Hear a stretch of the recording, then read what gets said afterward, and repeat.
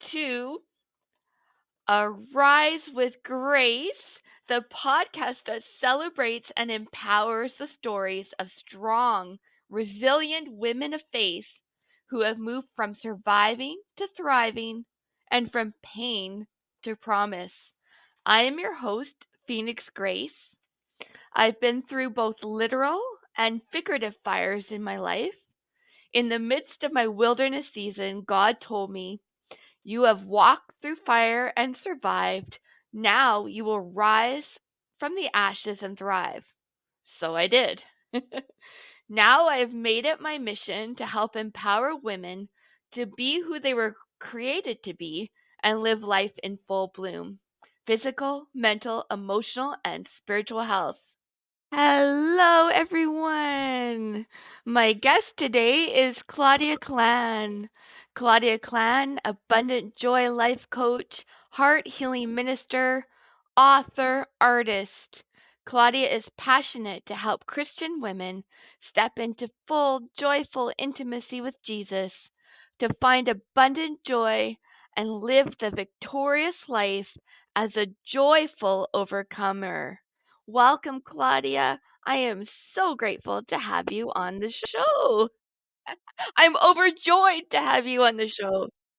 I'm delighted to be here. And I'm just so happy to be a guest on your podcast. I'm excited for your podcast and your message to the women of the world.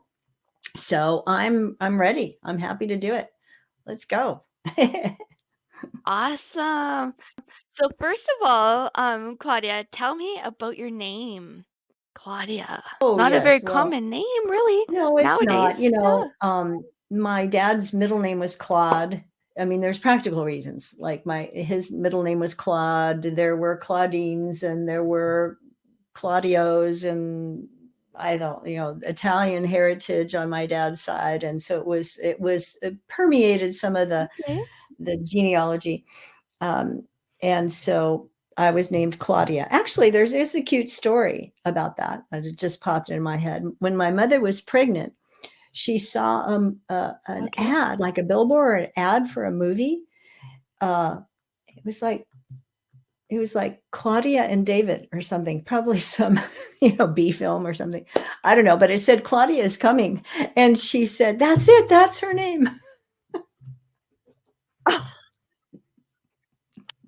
Ah, Isn't that so cute. Oh, so funny? cute. Claudia's coming. It was like a Yeah. sign from God, a literal sign. Yeah, it was. I Oh, think it that's was cute. for her. Um, do you know, like, what does you're right?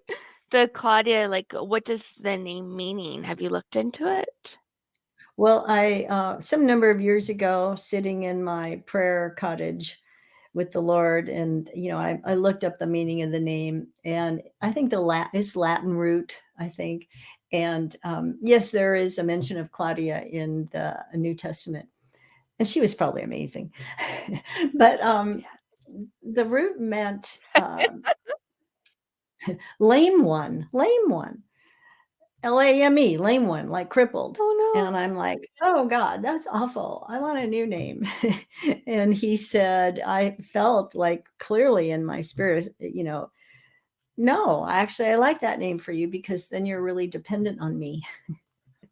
And so once no. he said that, I Wow. was like, okay, that's good. Because as a kid, you can do a lot of things with the name Claudia. So I was called Claude Ball, Dirt Claude Hopper. I mean, they made all kinds of names up out of that. Oh, So I wasn't a fan. And yeah. even to this day, sometimes people will say, "Oh, Claudia, I love that name." I'm like, "Really?" but but but it is who I Oh, am. I'm Claudia. So lame, but overcoming. I'm a victorious, joyful so overcomer good. because of So my name. good. So, have you always been a victorious, joyful overcomer? Like, tell Well, me a heck little bit no. about your early life. Was that your identity? No, that that has been my lifelong struggle, actually, and in many ways a struggle until probably really the last 10 years of my life. And I hesitate telling you how old I am, so I won't. But I know I'm older than you Okay. and older, and I'm getting up there. But it's been the process of becoming, a fine wine, a work of art. I don't really hesitate. I know it might make others cringe to refer to myself as, as a fine wine or a work of art, but it is because God has been working in me and on me, like the master artist that he is for a very long time. And it never Yeah. stops.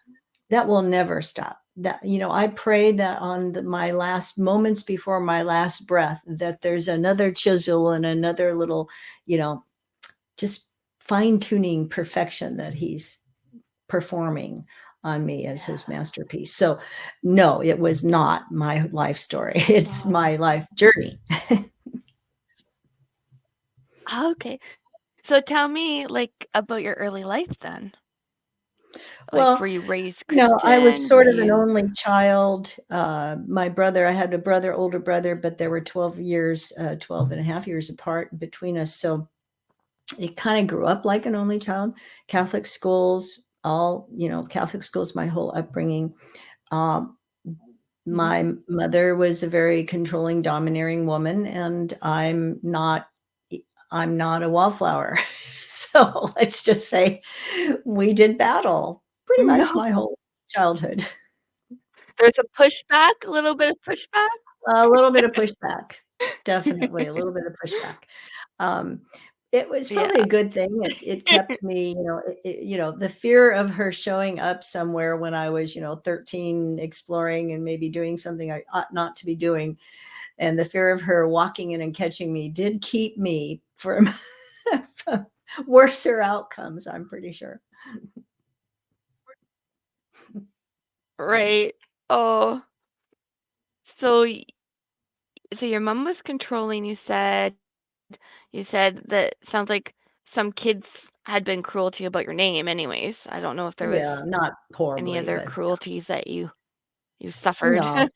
Not too Yeah. much. No, I Um, had, by comparison, I had an idyllic childhood, grew up, with a stay-at-home mom and a working dad, middle class, going to private Catholic mhm. schools. I mean, I had a great life in the natural. Right.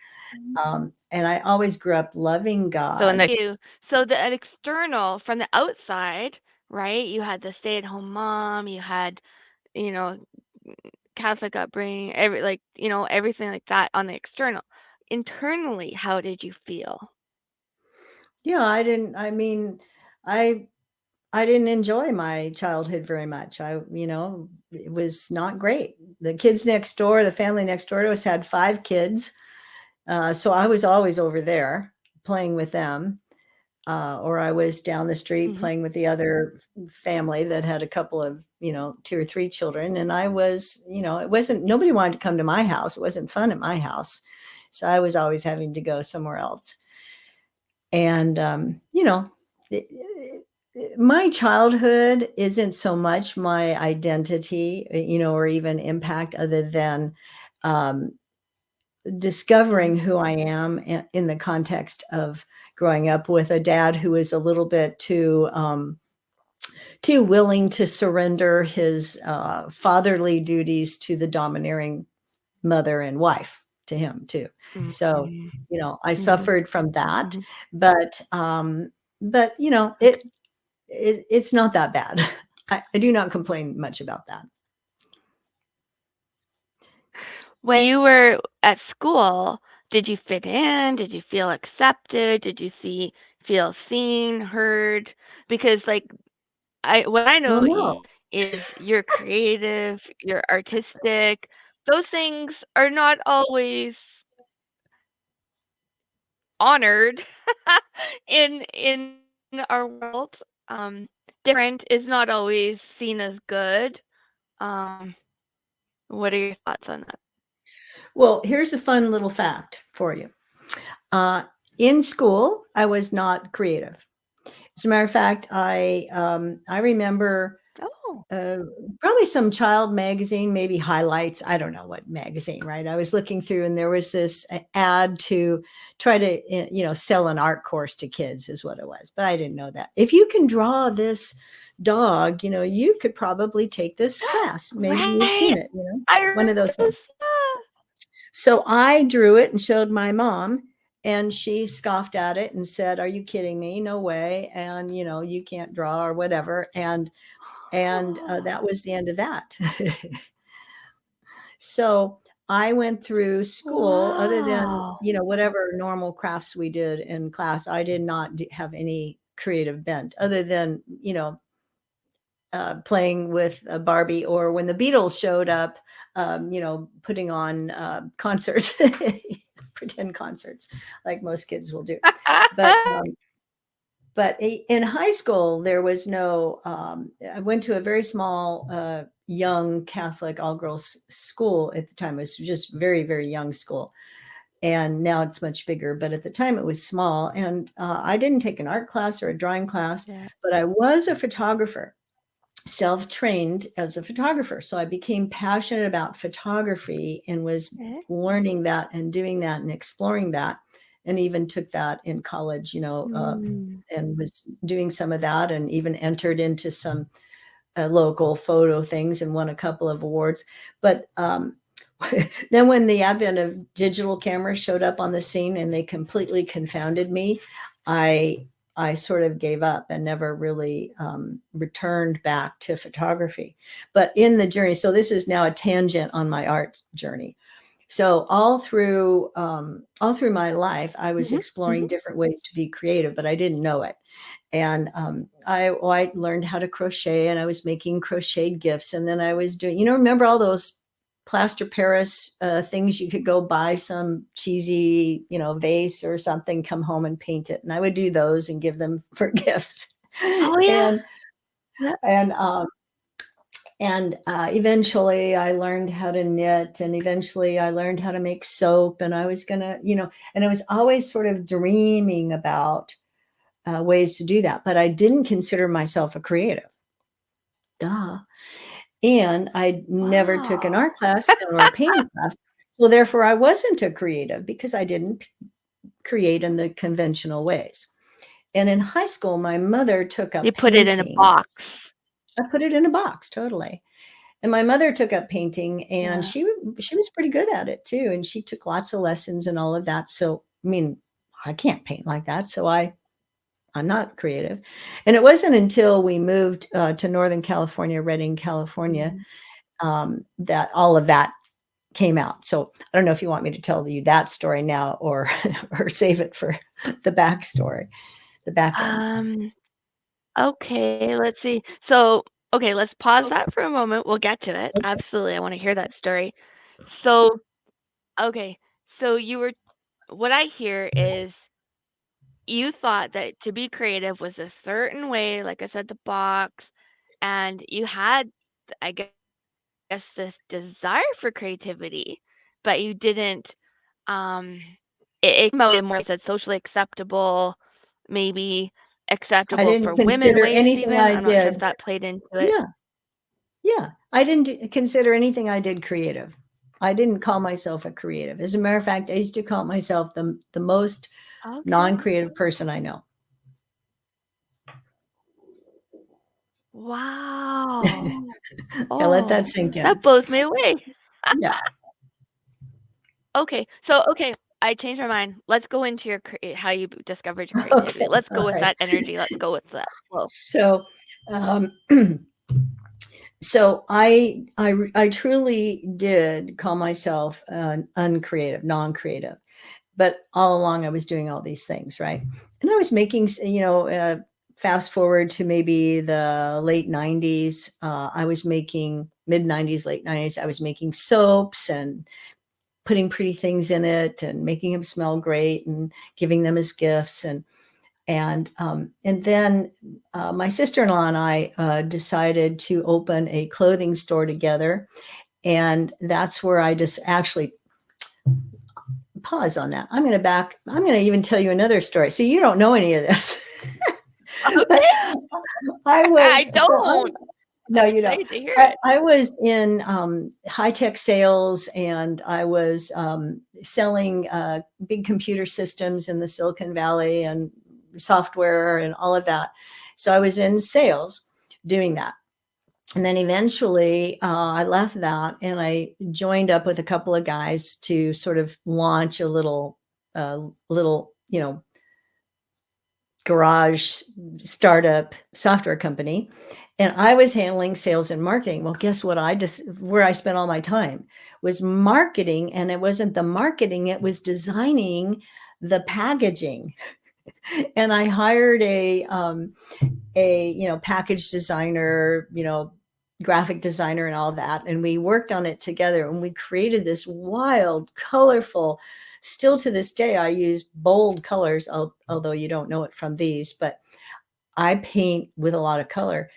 And I had no idea what was in me, and I was doing that back then, loving every second of it, and had no idea. So anyway, that was the start of my art and entrepreneurial thing, because we were doing that on our own, fell in love with that, then launched a clothing store with my sister-in-law and got very involved in that and the creativity of that, right? It was a clothing store and designing it and fixing it all up, and then came to Reading, I was coaching someone. I had become a life coach, and I was coaching someone, and I said, oh, I'm not creative. And I was meeting her in my home. She'd been coming to my home office, and she said, are you kidding me, Claudia? Everything about you is creative. Your home, the way you decorate, the way you dress, your front yard, everything. I'm like, and I literally had to go look around and kind of go, oh, you might be right. I mean, so I'm telling this story because when you believe a lie, you won't act on the truth.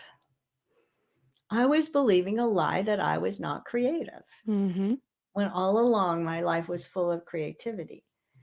But it didn't Wow. look like I thought it was supposed to look, or Yeah, expected it and to there look was or those defined. little clues. Yeah, those little clues throughout your journey, right? Yeah, yeah, yeah, That you gravitated towards right. creativity. You just didn't realize that that's what it was.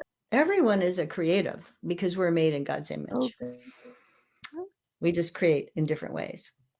So I broke out of all of that when I came to Wow. Redding, California. I'm part of Bethel. We came to be a part of Bethel Church, and I was just awestruck with the artists and the Mhm. dancers and the freedom of expression here. And it was here. So it was only in the last, well, it's only been probably since about 2016 that I actually was brave enough to start painting. But the minute we were here and Wow. watching it all, I was like, I was going to explode if I didn't do something. So that's my Right? story. It's my art story. So, There's act- there's actually more to oh, that's that art story. exciting. Okay. So there is. Oh boy. Okay. Um, hmm. There's a childhood Executive connection, decision so maybe here. this will help We you get me right okay. back where you need me Let's to do the be. childhood. So yeah, Yes, because let's do that. yeah. So here's the thing, and I only put this clue in place to see how God used it, probably with 5 to 10 years ago, somewhere in that window. Um, Growing up Catholic, my mother had this beautiful, felt like a huge um, tabletop Bible, and it was had gold leather, and it was full of color photographs of Vatican art, all the art over all of Christendom, from Orthodox Byzantine style to the Romantics to the Impressionists, etc. And then all the works of the Vatican, and it was beautiful. Well, I never read the Bible, but I looked at those photographs. I can't tell you the hundreds of times I would sit down at that coffee table and flip through the photographs of the art, and I would study them and I would think about them and I would look at them, and I was just kind of, some of them were weird and scary and some of them were just so gorgeous. And I realized in retrospect, once I became an artist, I saw how God used art to capture my heart towards him, because I always grew up loving God.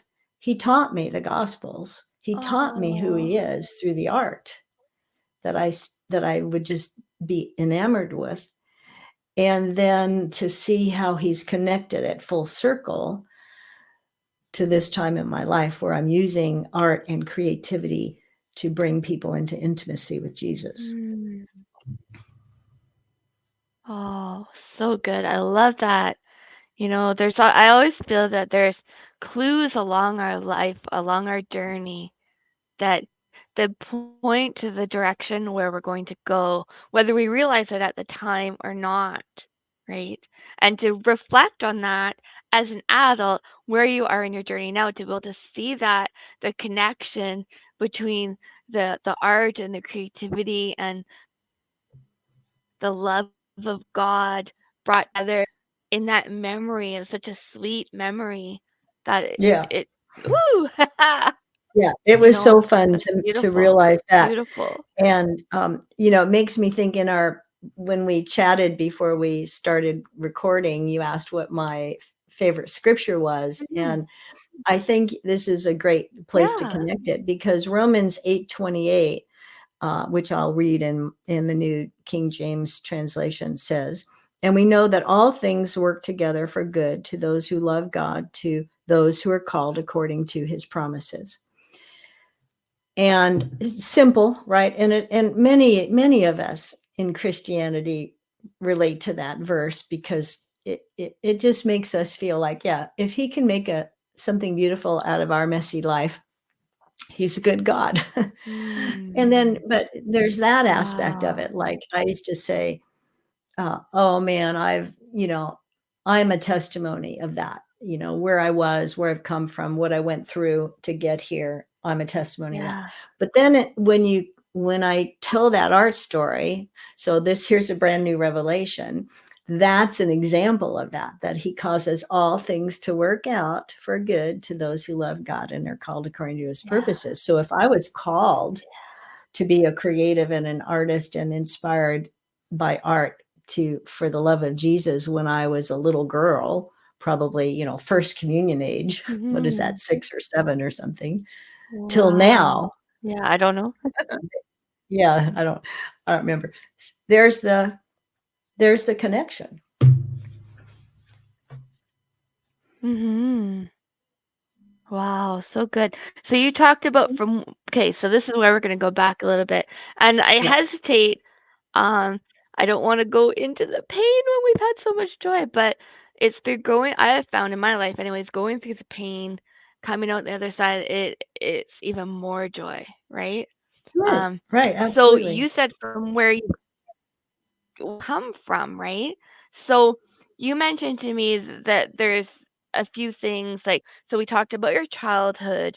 Now we jumped ahead to your art and you had mentioned a husband in there and did you know all before you came to the art, how did you live your life? Like how did you um have an outlet for your pain? How did you um you know did you do what's in the world, or did you like, how did you deal with things Well, in a lots of nutshell? ways that didn't work out all so good.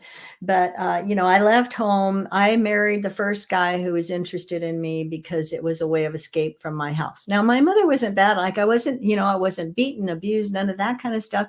But it was always just a struggle, and I didn't feel happy there or good there. Right. So I married the first guy who asked. I Right. didn't even like him. I mean, when I think about it, I don't think I even liked him.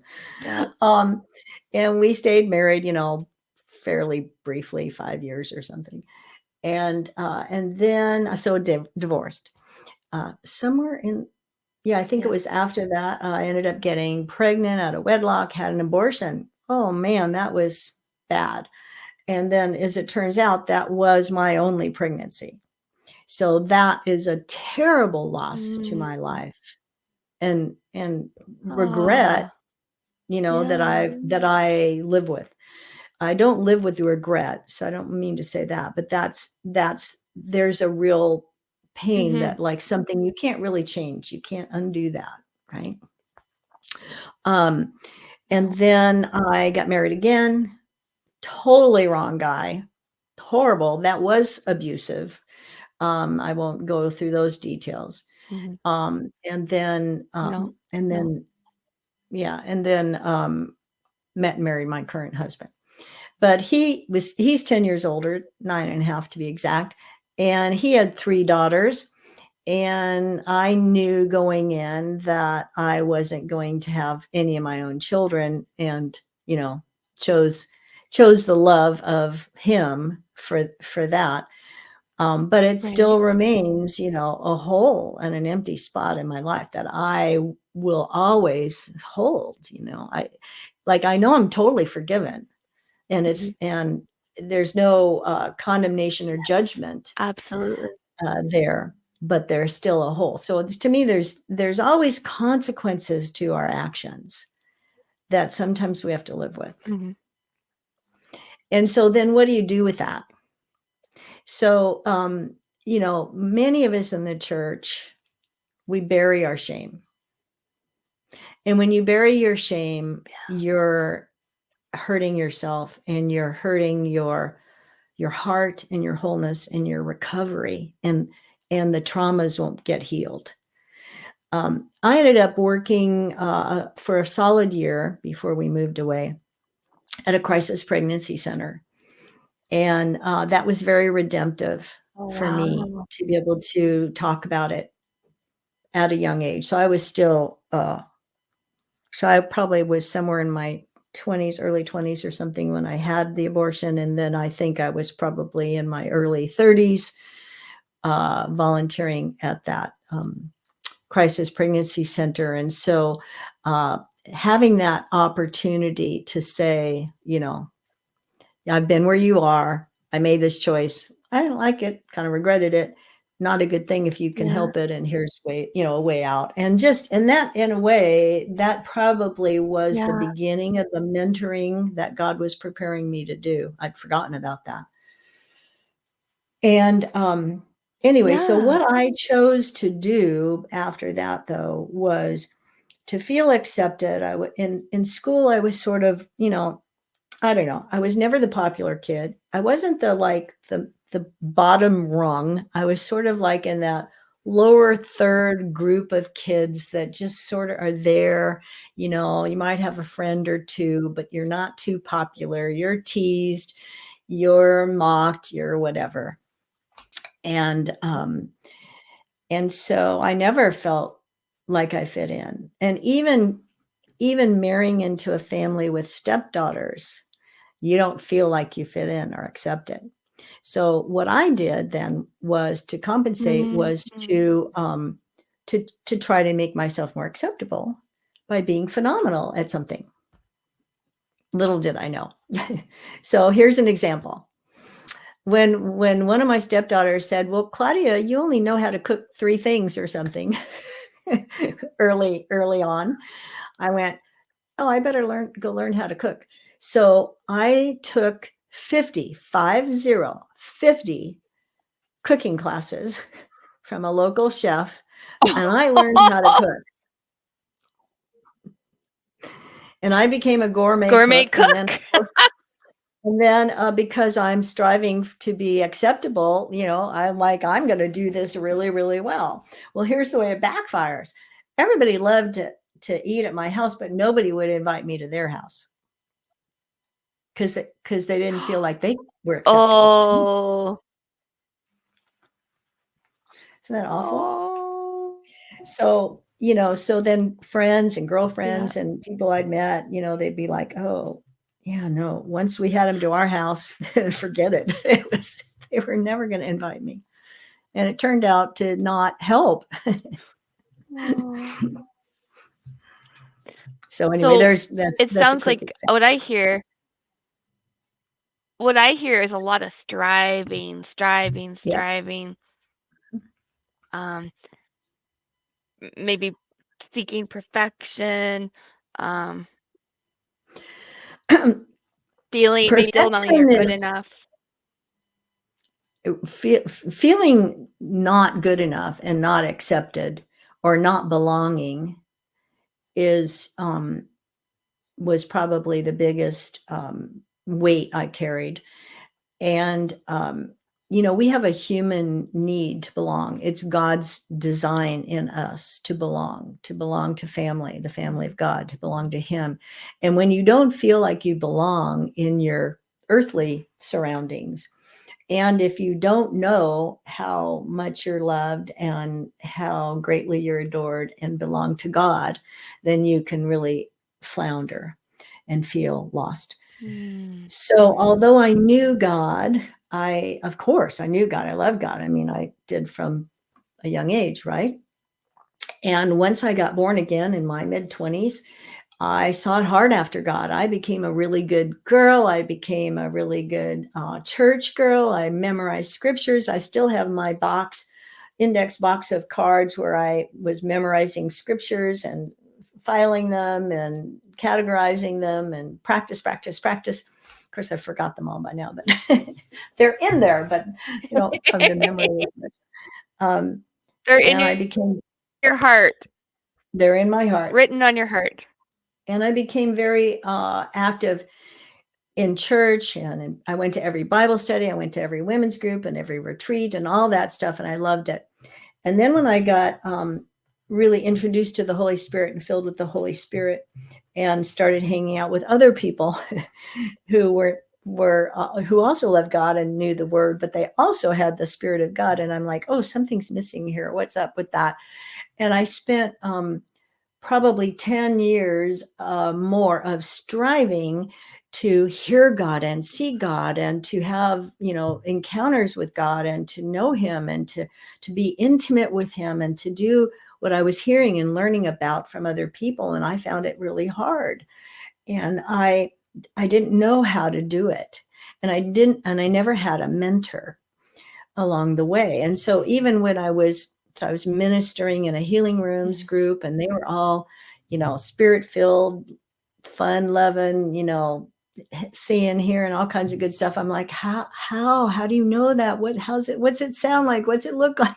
So I was one of those, right? And I couldn't get it. And yet all along, I didn't know it, but all along I was hearing and seeing God. I just assumed it looked differently. And that's what I mean about needing a mentor, because we so have to have people teach us and show us along the way. And that it might look different for you than it does for me, but let me help you know and understand what you're experiencing. And so I finally, after a lot of striving, discovered it's how simple it is to connect with God when you engage Him in your whole brain, which is how He's made us. And so I had spent a lot of time memorizing, right? I said, and doing all the right things and doing all the church things and doing the Bible studies and all these left brain, what I call left brain activities. The church tends to be, and when I use the term church, I'm sort of talking, globally, universally, not a particular denomination or church, tends to be a little left Right. brain or religious or formal. And of course, Yeah. growing up Catholic, it's liturgical. So, you stand up, sit down, you got to do everything right. And it sort of bypasses your emotions. And literally along the way, I had people telling me that desiring to seek God from your soul, your emotions is soulish, and anything of the soul is bad. And so if I allowed myself to imagine God, I would feel like that was wrong. So I had to go through the whole journey to discover that God made, guess what? Our whole brain and your imagination, and that creative part that, see, God sewed into me back then is a significant part of my relationship, and it is for all of us. So it's not just for creatives, it's for even the most analytical, logical, engineering type brain in the world. You still are creative, and he speaks through the whole brain, because the emotional Yeah. center of your brain is located in the right hemisphere of your brain. You cannot get healing, you cannot get Mhm. whole without bringing all of it into your relationship with God. That's the root of my passion. That's Wow. what I do. So good, Claudia, so good. I was like bubbling over in it, but you were so good. And I just thought, isn't that interesting? You heard from God, but you missed it because it reminded me of how you didn't think you were creative, right? Mhm. You put it Right, in a box. You thought this is the only right, acceptable way, this is the only way. You heard from right. God, but you didn't realize or maybe even discounted it because it wasn't in the box that you thought it belonged in, right? Is that And I thought it was me making that's what something I up, got right? from what you were saying. Yes, that is exactly Right. right. Right? And, oh, like, how Wow. do I know that's God, not me? That, and I hear that from women I mentor all the time. So I help them discern that. And you do need to know God. I mean, if you don't know God, if you're not born again, if you're not filled with the Spirit, well, you might be getting deceived, and so we help people discern Right. that, and we help lead them into true relationship with the true and living Jesus and Father and Holy Spirit, so that they cannot be deceived. But it will look different for everybody, so people can see and sense and feel and smell and hear, and but it's not always, it's certainly not, rarely audible. It's rarely an open vision, where you're just sitting here and all of a sudden a movie screen Mhm. comes in. I've never had Yeah. that. Um, and and so helping people to learn how to see God in the way he wants them to see and hear him is what I love to do, so that they can Wow. connect more intimately. Oh, so tell me more about that. I see like the art behind you. Is that your Yep. art? And Yes. Oh, there's a yeah. book there. Tell me a little more. Tell me a little more Yes. about what you're doing, about this Okay. I'd love to. abundant, joyful life that you're living now. Yeah. Thank you so much. Well, okay. So I've been mentoring women since I was 40. So it's been almost, it'll be 30 years. So that gives you an idea. um, I, I, um, Wow. I had lots of degrees of success, mostly not. Like, in other words, they weren't doing what I wanted them to do. So I learned how to be a life coach, and I thought that's the answer. Well, it wasn't the total answer. So then I learned how to connect with God, right, through my whole brain, and I've done all that Yeah. hungering teaching. So I've just always been hungering for more of God, and because of that, I search it out, right? So I discovered the neuroscience of how that can work in our God relationship. And then I started seeing Wow. really uh, breakthroughs when the whole brain was used, meaning creativity and imagination and listening and two-way conversation, and then excuse me, applying coaching skills and techniques, and then my passion, my pastoral ministering, mentoring kind of heart, and all of that has Mhm. been culminated in my very first and one and only book, which is, as you can see, a workbook. And this is my own copy that I've been going Yeah. through since we've been doing it as a group, but it includes coloring, it has lots of journaling, Yeah. and it includes art, Oh. and it includes love letters that I composed. I'm not saying they are, thus saith the Lord, but they're my Right. way to express, Inspired by God. inspired by Yeah. God, love letters from Jesus to you, the reader. And there's a QR code with them too, where I recorded my voice with some pretty music behind reading it over you. So people have been really enjoying just listening because it's affecting a different part of the brain than when you're just reading, you see. And then lots of journaling opportunities to respond. And with there's 29 love letters, and with every one, there's a separate and independent heart activation, which is because I've learned it's not good enough. It didn't work for me, and it doesn't work for the people I mentor to just be told something and they go, oh, yeah, awesome. Yeah, I get that. Awesome. Yeah, I agree with that. Because they don't move on. They don't know how to implement it. And how many sermons have you gone to, right? And you walk away, that was incredible. We forget why it was incredible about half an hour later. Can't even repeat it. At least that happens with me. I know my spirit man gets it, but then how do you make it active in your life? So that's what I've attempted to do in the book. And then I have a group. I have lots of ways to connect with me. So I have a free group that I'll put on free trainings for. As a matter of fact, I have one coming up June 12th that you're all invited to. Then I have a paid group where we go That's through right, the really book soon. together. That will be soon, yes. And then I have women's groups where I take women on deep dives, small, intimate groups, and deep dives of mentoring, inner healing, coaching, and mentoring in the things that we've been talking about. And then I do one-on-one heart syncs. I'm a qualified heart sync minister, and which is an inner healing modality. And I coach and I combine all of that. I just bring me. They get me one-on-one for an hour or 2 hours, depending on what they want. And Wow. we just really help people grow and become who they're meant to be. Because too many of us have gotten off track. You've heard it said, if you're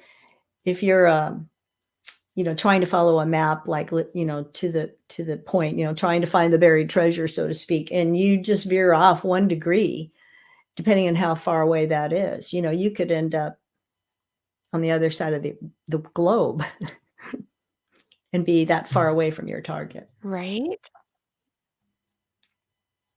So I Oh, help so people get good. So on what is track. the link to your group that you're doing? Is a challenge, a free challenge that you're Well, doing, it's or not a challenge? I What are you calling I it? don't call them challenges because it's more than that. So what's coming up is here's the title: Radiant Woman, a 5-day journey to joyful overcoming with Jesus. And that will begin June 12th, and that Love is free. it. Love It's it. online. It'll be Zoom. You have to sign up. The link to sign up is um, www.abundantjoynow.com. Great. And it will be in the show Abundant. notes for people to click Okay. on to register to join. You hear this like on Monday, June 12th, or Tuesday, June 13th, and it started. It's okay.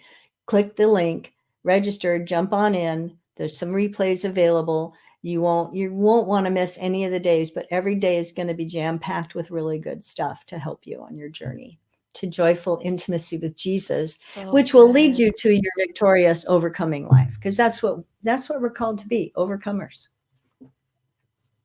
Like you, Phoenix. So good. I love it. And Claudia, I am going to join it.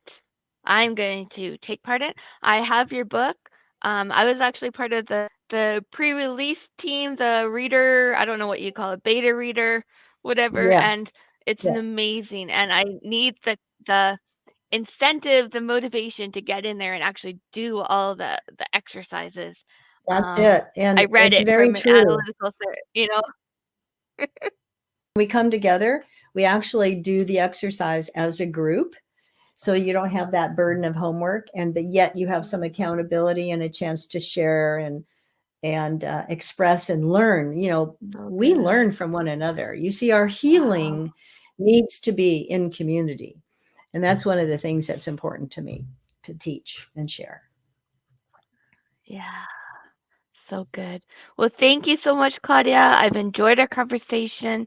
It has been amazing. I'm feeling the joy. That's and um what I heard from you is we have to get from the head to the heart and then the practical, which would be the hands, right? That's the sense I'm getting. So that's such great confirmation um, from God. And I'm just so blessed to have this conversation with you. And I am excited to join in your June 12th, you said? June 12th? Yes, June 12th, yes. The Radiant Woman, you Yes. can call it a journey. Perfect. The journey to joyful overcoming. Journey. Amen. Amen. Mm, Thank you yeah, so so much. I'm going to end the recording and thank you. I'll meet you in the broadcast room for just a minute. Okay? Keep blooming in Him. Hi, it's Phoenix. I'm just inviting all you wonderful women who want to live a vibrant life to my Facebook group called Supercharge Your Health.